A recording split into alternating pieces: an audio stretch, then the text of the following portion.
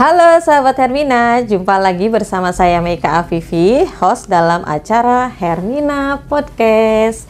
Episode Hermina Podcast kali ini kita akan membahas tentang resiko jatuh pada lansia dan tips pencegahannya. Nah, hari ini saya tidak sendirian, saya ditemani oleh narasumber yang sangat menarik. Ada Dr. Dwi Lelandari SPKFR yang merupakan dokter spesialis rehabilitasi medik yang praktek di Rumah Sakit Hermina Ciputat. Halo Dr. Lela. Hai Meka, apa kabar? Baik dokter apa kabar dok? Sehat dok? Sehat ya? Alhamdulillah. Semangat sehat terus ya? Semangat. Masih puasa dok? Alhamdulillah. Alhamdulillah. Oke. Dokter bisa menyapa dulu sahabat Hermina. Selamat sore semuanya, selamat siang sahabat Hermina. Kali ini saya mau ngobrol-ngobrol cantik ya sama Mbak Meka, sama kita semua tentang apa sih jatuh, kenapa sih jatuh jadi masalah ya? Yuk kita mulai yuk. Oke, kita mulai ya dokter. Nah sahabat Hermina, Dokter Lela ini adalah dokter spesialis rehabilitasi medik yang berpraktek di Rumah Sakit Hermina Ciputat, betul ya dokter? Nah dokter, ini kan kita akan membahas tentang jatuh pada lansia ya dok ya, karena kan memang banyak sekali ya dok ya kasusnya yang ditemukan di masyarakat umum itu, ibu saya jatuh dok gitu, tahu-tahu di IGD aja gitu ya dok ya. Nah ini mungkin ada beberapa juga pertanyaan yang dari masyarakat umum gitu yang mungkin sudah mereka tuh ingin bertanya langsung sepertinya gitu. Nah akhirnya kita coba undang dokter Lela untuk mengupas tuntas ya dok ya tentang resiko jatuh pada lansia itu dan tips pencegahannya itu seperti apa. Nah menurut dokter nih dok ya, dari sisi rehabilitasi medik mungkin ya dokter sebagai dokter spesialis rehabilitasi medik, apa sih dok yang dimaksud dengan resiko jatuh itu sebenarnya? Jadi sebetulnya nih kayak sekarang nih ya yang jelas-jelas sedang musim hujan. Dan kemarin kebetulan tetangga aku nih benar-benar tetanggaku lansia-lansia, ada 2 lansia. Kita pas pulang dipanggil hujan, tampias, kepleset gitu. Itu kan sesuatu sepertinya biasa, tetapi nggak biasa untuk lansia. Betul. Kenapa? Jatuhnya kita harus tanya juga, gimana jatuhnya? Sepele kok cuman kepleset. Sepele kok cuma tangan menumpu gitu. Lalu aku periksa dong, boleh aku periksa? Akhirnya aku periksa, ternyata masih ada bengkaknya, digerakkan susah, nyerinya luar biasa, bahkan langsung bengkak. Oke, kalau langsung bengkak, nah itu yang kita harus tanyakan dari orang tua. Terus yang satunya lagi juga gitu, jatuh, kepleset dan jatuh terduduk. Bisa kalau orang tua. Jadi memang jatuh ini kita harus tahu mekaniknya, problemnya apa, sehingga itu akan membawa si dokter ini akan menganalisa kemana, problemnya apa. Ada lagi yang jatuh kemarin, suamiku bersihin kolam ikan. Oh gitu dok, suami dia dokter itu? Dia jatuh kepleset, terus jarinya menumpu. Jari ini ada 10 ya, menumpu tuh belum tentu begini. Bisa juga begini, jarinya. Apa yang terjadi? Ini langsung bengkak. Oh, gitu. Pas aku lihat, ya dislokasi. Artinya jarinya itu udah tumpang tindih begitu. Itu satu lagi. Ada juga kemarin kasus pasien juga gitu. Ibu-ibu lansia karena dia tidak sabar menyuruh seseorang, menanti seseorang untuk membantu dia, hanya sepele, dia minta kue, nggak diambilin, dia nggak sabar, dia berdiri, tiba-tiba jatuh lemes. Ya Allah, resiko sekali jadi ya dok ya. Mekanismenya beda-beda dan nanti analisanya akan berbeda. Makanya tidak bisa disebutkan secara, maksudnya banyak faktornya gitu ya. Betul, dok ya. Jadi ini jatuhnya kenapa dulu? Apakah jatuhnya ngedeprok, duduk, atau jatuhnya nyusruk ke depan, nih bahasa awamnya ya. Atau jatuh yang lemes, tiba-tiba mau berdiri, aduh nggak kuat nih, brek, langsung tiba-tiba jatuh gitu. Atau bisa juga kepleset, yang banyak pada musim hujan tuh kepleset. Oke, Sehingga kalau kita punya lansia itu evaluasi lingkungan, hati-hati sekali. Adakah air yang berarakan gitu ya? Itu ada yang tampias-tampias, tuh hati-hati. Kalau perlu orang tua udah anteng aja di situ mah. Iya, udah Nanti diam aku yang aja. beresin. Nah, biasanya orang tua yang sangat Aktif, ya. aktif, dia pengen bantuin bersihin, Iya, tapi iya. kepleset. Ada juga itu kejadian. Jadi resikonya adalah jatuh, Nah, jatuh. ya dok. Nah, Oke. efek jatuh itu bisa tuh pasien bertanya juga, kenapa ya cuman jatuh, tapi kok Ya itu tapi jadi koknya ya dok ya. dirawat. Iya iya. Tapi kok jadi nggak bisa jalan. Iya oke. Dulu sebelum jatuh aku gagah kok bisa jalan. Iya iya. Itu yang terjadi tuh. Iya. Ada lansia yang simple banget, yang tadi yang nyuruh orang, tapi nggak mau, terus tiba-tiba jatuhnya sepele kok. Nah ini pada lansia jatuh sepele, itu masalah. Oke. Ada yang jatuh, tapi dia sambil megang sapu begini kretek. Nah di sini yang patah. Oh iya ya. Bisa Padahal juga. sepele ya dok ya. Lah kayak suami saya juga sepele, dia cuma begini. Aku Tapi sepele kok. dislokasi. Pas aku lihat, ya. Dislokasi deh, gitu ya dok. Oke. Jadi dari situ analisa. Nah makanya disinilah letaknya dokter rehab medik. Kenapa dokter rehab medik? Kita akan menganalisis, menanyakan tekniknya jatuh dengan cepat ya. Kita jeli tekniknya jatuh, mekanismenya jatuh, penyebab jatuh. Bisa jadi pada kasus-kasus lansia itu, oh tadi malam tidurnya kurang, nggak bisa tidur, jadi aku keleyengan jatuh. Itu juga. Bisa. Jadi mesti dianalisa dulu ya dokter. Betul. Ya. Ada yang kasusnya stroke juga gitu. Dia juga tiba-tiba aku mau ngambil sesuatu, lemes, jatuh. Bisa. Jadinya. Kasus anak-anak juga bisa. Kasus anak-anak jatuh kemarin kasusnya dia dari olahraga. Jadi misalnya dia main bola jatuh. Kembali lagi kita akan tanya mekanismenya jatuh. Gitu ya dok ya. Jadi kalau misalnya ditanya apa sih yang dimaksud dengan resiko jatuh itu, balik lagi tadi ya dok ya. Betul. Mekanismenya gitu mesti dianalisa gitu. Betul. Lalu dokter, apa saja sih dok resikonya gitu? Maksudnya apa saja sih dok resiko jatuh pada lansia itu? Nah resikonya yang tadi banyak sekali. Nah pada lansia kita suka satu anamnesis pola tidurnya. Ini nih kalau udah jatuh, jatuhnya bagaimana? Terus kalau tadi jatuhnya memang sepele atau kepleset tadi ya istilahnya yang kepleset, terus habis itu tangan menumpu badan, terus di sini ada bengkak, tiba-tiba dalam waktu singkat dia lebam itu merah sampai ungu gitu ya, bengkak nggak ada sembuhnya, susah digerakkan sampai nyeri sekali. Nah itu biasanya kecenderungan ke patah tulang ada. Nah kalau udah kayak gitu efeknya panjang. Dalam artian yang selama ini sehat, begitu kita dokter rehab assessment, lalu kita konsul ke dokter ortopedi yang terkait, apakah ini mau apakah benar yang analisa dokter rehab bahwa ini adakah fraktur atau terkilir saja, nanti kita diskusi, habis itu apakah penyelesaiannya dikit atau penyelesaiannya operasi, nah itu kita diskusi dengan dokter ortopedi, jadi terkait di beberapa pihak. Nah pada banyak kasus itu terjadi silent disease. Silent disease itu kalau di lansia itu osteoporosis. Silent disease itu osteoporosis ya dok. Jadi mungkin sahabat Hermina tahu ya bahwa nanti di itu ya ada gambar. Nah silent disease itu osteoporosis itu orang suka bilangnya keropos tulang.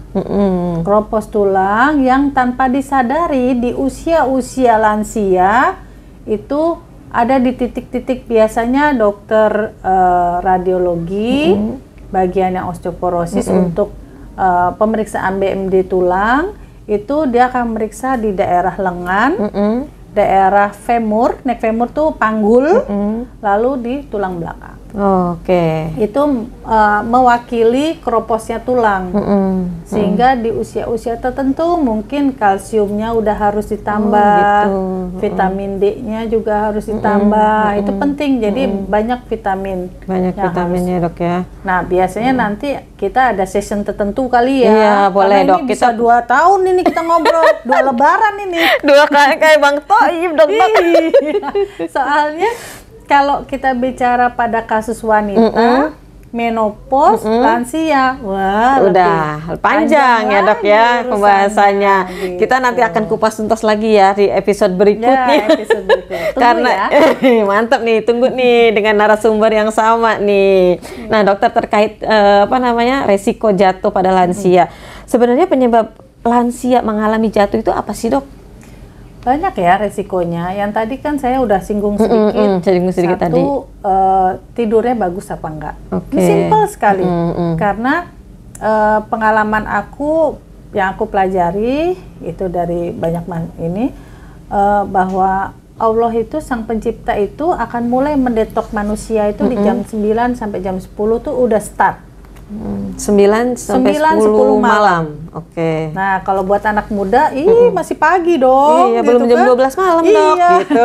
Kalau buat lansia, udah kerayap-kerayap, ya, dokter. udah kerayap-kerayap doang. Iya. Giliran jam 12, jam 1 orang tidur, lansia melotot. Iya, kalau nggak beberes. Artinya, fase detoknya itu hilang. Jam 9 sampai jam 10, Allah mendetok kita sampai pagi. Nah, biasanya maksimal di jam 1 sampai jam 3. Nah, kenapa 1 jam 3? Itu biasanya orang kan terus terbangun, pipis, terus ada yang pengen minum, sama Allah disuruh sholat, tahajud, supaya kita melenturkan lagi tubuhnya, ada gerakan, merilekskan di mana kita tidur udah beberapa jam. Masya Allah, ada fungsinya ya dok ya, luar biasa subhanallah. Kalau kita bahas nanti sholat dan menghilangkan nyeri, ada session lagi. Ada dong. lagi. Nah, lanjut ya. Iya, lanjut dok. Ya gitu. Satu, itu masalah tidur. Cukup atau tidak? Penting sekali pada kita manusia, semua manusia. Karena begitu fase tidurnya terganggu, automatically besoknya kita tidak fresh. Iya betul sih dok, betul. Kalau udah nggak fresh, kadang-kadang seringkali rasa keleyengan. Betul. Keleyengan itu gangguan keseimbangan. Kok huyung-huyung ya? Nah itu bisa menyebabkan jatuh. Yang ketiga, bagi pada lansia yang sudah ada plus-plusnya penyakitnya, misalnya ada hipertensi, ada diabetes, kalau dia ada gangguan tidur, automatically nilai itu akan berantakan. Berantakan ya dok ya. Yang tadinya hipertensinya udah normal jadi hipertensi. Yang tadinya gulanya normal jadi tinggi. Efeknya apa lagi? Kembali lagi. Nanti gangguan keseimbangan, gangguan fungsi ototnya, bisa bergerak atau enggak, gangguan fungsi jantungnya. Jadi kemana-mana ya dok ya? Kemana-mana, berantakan. Jadi berantakan. Itu dari tidur aja tuh. Pola tidur aja mempengaruhi nih. Betul. Satu itu. Yang kedua, pemakaian obat-obatan. Dalam artian, ada kan yang gangguan tidur terus dikasih obat penenang. Apakah dia masih konsumsi? Nah, itu apakah besoknya efeknya bisa jadi keleyengan juga, jadi makanya jatuh gitu. Itu bisa juga dua. Terus faktor, tadi aku sebut faktor lingkungan ya. Faktor lingkungan, di mana lingkungan rumahnya ada masalah atau tidak. Kayak tadi ada tampias air, cipratan air, atau nih yang suka lupa adalah di rumah suka ada undak-undakan. Iya betul, nah suka ada tuh yang kayak gitu dong. Iya, mau ke kamar mandi tapi ada undak-undakannya, supaya tidak airnya kemana-mana. Tapi kalau pada lansia yang malamnya ya, udah gangguan keseimbangan, keserimpet. Ada bahaya. yang lansia simple banget, cuman kesengkat sama karpet. Si keset juga ya dok ya. Satu, ya. Terus ada juga yang suka pakai sendal hotel, siapa yang suka ada itu. Enggak dok, saya dok. Sendal hotel tuh kayaknya enak banget, tipis banget, gampang dibawa-bawa. Tapi nah, pada waktu jalan kita kesengkat. jatuh. Nah, itu karena terlalu tipis itu ya, Dok, ya. Iya, terlalu tipis. Resiko Bisa itu juga. Jadi banyak faktor Banyak ya, faktor itu ya, Dok. lingkungan. Ada lagi yang gangguan penglihatan, gangguan pendengaran, sehingga gangguan keseimbangan. Yang tidak kalah pentingnya itu biasanya ada kasus sarkopenia. Apa itu? Dok? Nanti ya, lanjut lagi. Nanti lagi ya, sahabat Yes. Hermina. Jangan dulu dibahas. Kita punya PR lagi untuk Nah, Dokter Lela. Wah, banyak keren-keren nih. ini, Dok. Ini aja nih pertanyaan untuk resiko jatuh aja masih banyak, tapi Dokter Lela udah panjang nih menjawabnya. Panjang tuh. Ya. Oke, Dokter. Ini kan pertanyaan selanjutnya ini sebenarnya banyak sekali ditanyakan oleh masyarakat umum ya, Dok, ya. Nah, apa sih, Dok, yang harus dilakukan oleh kita nih gitu ya, yang ketika melihat lansia itu jatuh gitu, Dok? Apa sih, Dok, yang mesti dilakukan? Ya, satu, kita yang membantu ya. Iya, betul. Kita yang membantu pastinya kalau dia jatuh tapi masih bisa bernafas, masih bisa bicara, ya tinggal lihat lukanya di mana, mungkin nggak dia bergerak. Gitu, Dok. Jadi misalnya tadi yang saya ceritakan tangan, oke, tangannya kita coba angkat, masih bisa berfungsi baik atau tidak. Kalau dia mengerang kesakitan, sakitnya di titik mana, gitu. Terus kalau dia pingsan, RW-nya tuh pola nafasnya masih normal apa enggak. Terus banyak faktor sih sebetulnya. Kalau kasus yang patah waktu itu kasusnya gini, begitu patah kakinya sama sekali nggak bisa digerakin, sakit banget, nyeri banget. Bisa nggak digerakin sedikit aja jarinya, dengkulnya? Nggak bisa. Oh, berarti lebih atas lagi, mungkin pahanya yang tulang pahanya yang patah gitu ya. Itu seperti itu. Jadi kalau misalnya kita ngeliat nih, misalnya nenek gitu ya jatuh gitu, terus yang pertama kali kita lakukan adalah seperti biasa menolong korban ya, Dok, ya. Mungkin kita amankan dulu gitu, lalu kita tanya kalau misalnya memang keadaannya sadar gitu ya, Dok, ya. Kalau misalnya dia ada luka kita obati. Lalu setelah itu apakah langsung dibawa ke fasilitas kesehatan atau bagaimana, Dok, menurut dokter, Dok? Ya kan tadi kita lihat dulu ya jatuhnya kenapa. Biasanya kasus diabetes, ada kasus yang hipoglikemi atau hiperglikemi, yang kadar gulanya rendah sekali atau tinggi sekali gitu. Sehingga kalau udah lemas, pingsan, ada yang dikasih minuman manis dulu sedikit gitu, ada supaya dia agak segar, supaya bisa ngobrol. Nah, makanya memang komunikasi penting untuk menilai ini kita mau bantu gitu ya. Tetapi kalau misalnya benar-benar tidak paham, silahkan telepon ke IGD Hermina. Iya kan? Langsung saja dibawa ke IGD Hermina ya, Dok, ya. Di IGD Hermina nanti akan dikirim dokternya sama pasukannya tentunya. Terapis mungkin ya, Dok, ya. Terapis bisa atau ambulans. Biasanya kalau kita panggil ke IGD Hermina, nanti pasien kalau memang dia tidak bisa bergerak sama sekali, kita akan bawa ambulans ke sana dengan paramedis, lalu dikirim ke IGD, kita assessment di sini, perlu dokter siapa aja. Bisa dokter ortoped, dokter rehab, dokter saraf gitu. Ya. Gitu. Bisa ditentukan dari situ ya, Dok, ya. Betul. Gitu. Jadi mungkin ada tindakan-tindakan yang simple mungkin ya untuk masyarakat umum seperti yang tadi dokter jelaskan. Apakah dia hiperglikemi atau hipoglikemi, itu kan bisa dengan cara memberikan manis gitu ya, Dok, ya. Kalau kemarin yang kasusnya tetangga aku itu, aku tanya, tante masih bisa bergerak nggak? Oh ya, tadi ada yang bantuin, anakku bantuin ngangkat, kebetulan tangan kakiku yang terbanting bisa bergerak dengan baik, cuman agak nyeri-nyeri sedikit. Oke. Kalau nyeri-nyeri di rumah ada apa? Ada ada obat gosok atau enggak gitu kan, kita tanya. Atau punya obat pereda nyeri atau tidak, punya obat apa di rumah gitu kan. Kalau dia masih bisa bergerak dan bisa berpindah dari tempat yang jatuh ke tempat yang lain dengan mandiri atau dibantu ya. Nah, kalau bicara patah itu kan dia udah nggak bisa bergerak, kecuali kalau patahnya tadi di tangan, dia otomatis bisa bergerak, tetapi tadi parameternya bengkaknya nggak hilang, semakin memar, semakin nyeri, semakin nggak bisa digerakkan. Itu yang namanya kita perlu bantuan ke rumah sakit gitu. Nah, berarti menyambung pertanyaan yang penjelasan yang dokter tadi bilang ya dok, apakah misalnya terjadi patah atau tidaknya gitu. Nah, kenapa sih dok lansia itu cenderung sekali mudah terjadi patah tulang dok? Ya, itu yang tadi saya bilang, kalau udah bicara usia di atas 50 ya, udah menopause, andropause, atau yang saya bilang suka jelita and lolita, jelang 50 dan lolos 50. Jelang 50 dan lolos 50 Nah, gitu. kalau udah masuk ke grup itu, jelita and lolita, be careful. Nah, itu lagi pembahasan sendiri ya ntar ya. Ada lagi sahabat lagi. Hermina. Jebakan Batman-nya banyak ya. Stay tune terus di podcastnya Nah, Hermina.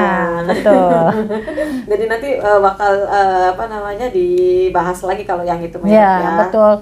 Nah, itu kalau udah usia-usia tersebut memang harus prepare.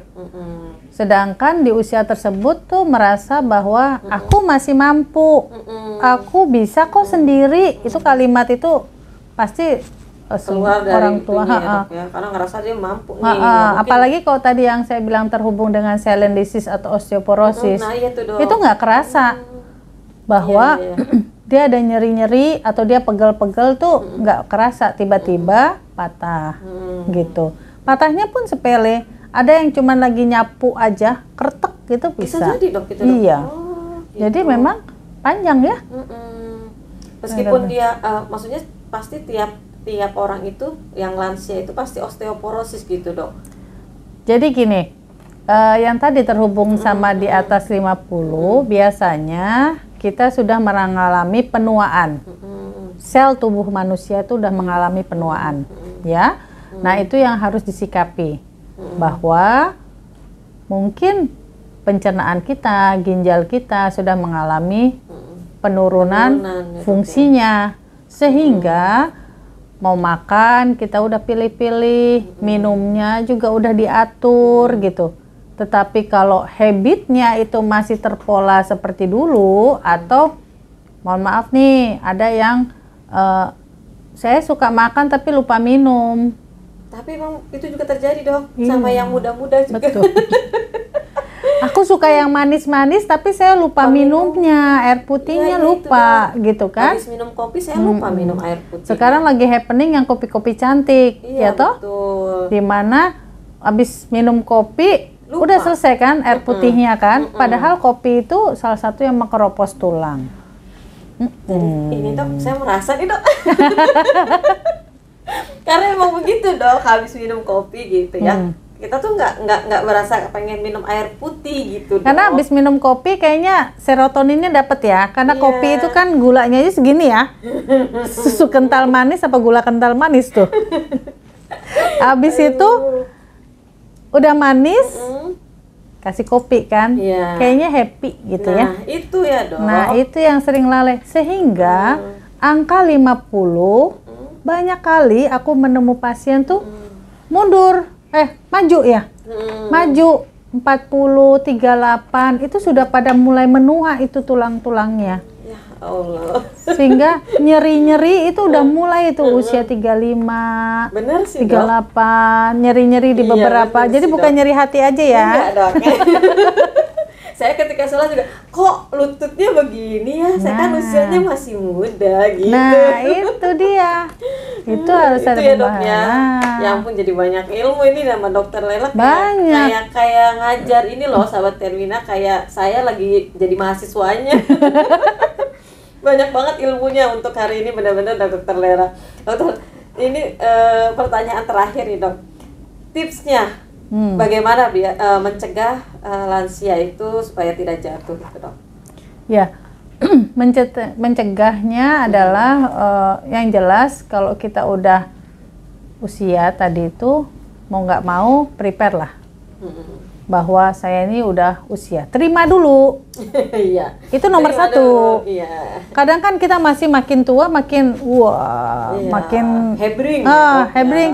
Udah nggak ada beban, anak-anak udah besar. Nah, iya benar. Terus aku udah jomblo lagi nih, udah single lagi nih, udah jalan bebas, sendiri, nah gitu. bebas. Padahal fungsi tubuhnya sudah menua, sehingga memang harus hati-hati.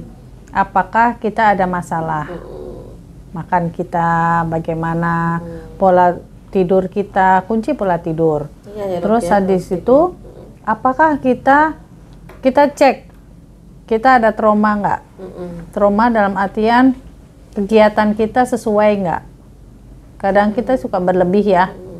Terus habis itu minumnya penting tuh. Minum cukup atau tidak? Cara minum benar atau tidak? 100 cc, 200 cc per jam, supaya ginjalnya bekerja, perutnya menyerap dengan baik, kelenturan dapat lagi, itu minum penting sekali. Minum ya dok. Ya. Minum. Catat. Minum air putih. Harus itu. Kan udah pernah ya, yang semua udah ngerasain dong, Iya, gitu ya, betul. cukup dong, gitu. Ini yang saya pelajari dari kemarin kita 3 tahun 4 tahun COVID ya, bahwa penting sekali kita jaga intake cairan, penting sekali pola makan. High karbo itu juga membuat darahnya kental, otot kaku, nyeri tulang. Bahaya juga ya dok. Bahaya. High karbo simple, padahal aku makan udah sedikit loh. Aku udah nggak makan nasi loh, katanya gitu. Tapi aku masih makan nyemil kue, masih roti. Untuk usia-usia di bawah 50 yang saya bilang tadi, nggak ada masalah. Tapi begitu usia-usia memang sudah harus diakui fungsi tubuhnya berkurang, itu mungkin makan ketan 1 biji udah nggak bisa jalan. Oh iya benar-benar dok, benar. Tadi juga dapat pasien tuh, aku habis pulang kampung, pesta duren, Iya. pakai ketan.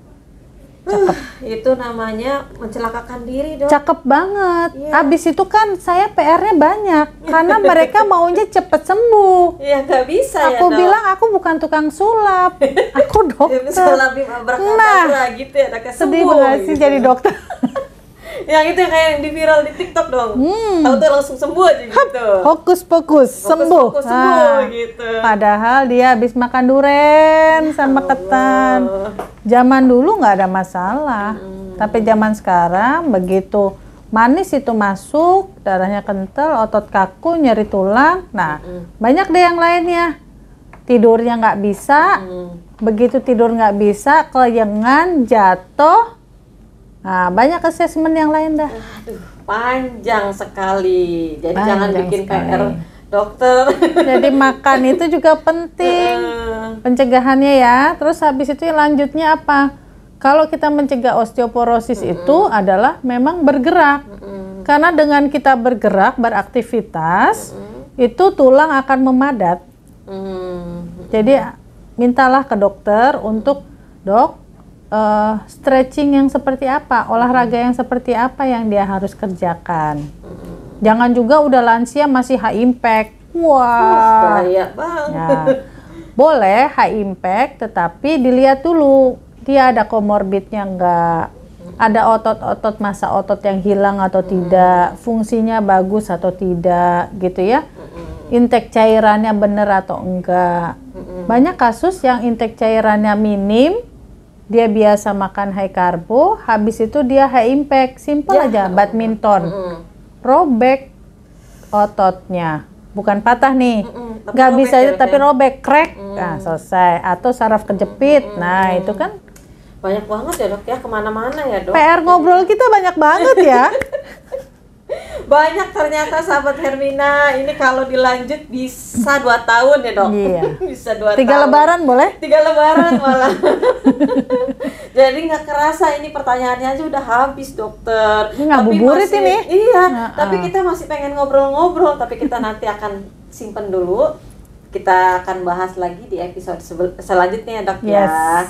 Dokter Tunggu Lela. ya, nanti episode selanjutnya kita menyapa lagi. Oh iya dok, Gitu. jangan kelewat ya dok ya episodenya Dokter Lela yang makin menarik lagi materi-materinya. Siap. Dokter terima kasih banyak ya dok ya untuk Makasih. waktunya, untuk ilmunya, untuk sharingnya, kita diskusinya juga jadi maksudnya ilmu yang tadinya yang ya saya sebagai orang awam gitu juga jadi oh ternyata begitu ya dok, ternyata begini ya dok gitu. Jadi sepertinya simpel, orang nggak pikir, ternyata jadi masalah panjang ya. Iya. Pokoknya terima kasih dok untuk ilmunya, untuk sharingnya hari ini. Pasti bermanfaat sekali untuk kita semua. Alhamdulillah. Termasuk saya juga, mungkin termasuk sahabat Hermina juga. Kita ketemu lagi ya dok ya nanti di episode berikutnya ya dok. Lanjut. Oke, sahabat Hermina, semakin lanjut usia kesehatan otomatis menurun ya dok ya. Jaga selalu kesehatan dan sayangi orang-orang terdekat Anda. Bila perlu konsultasikan ke dokternya. Ikuti terus Hermina Podcast di episode berikutnya untuk mendapatkan informasi kesehatan lainnya. Sampai jumpa. Assalamualaikum warahmatullahi wabarakatuh.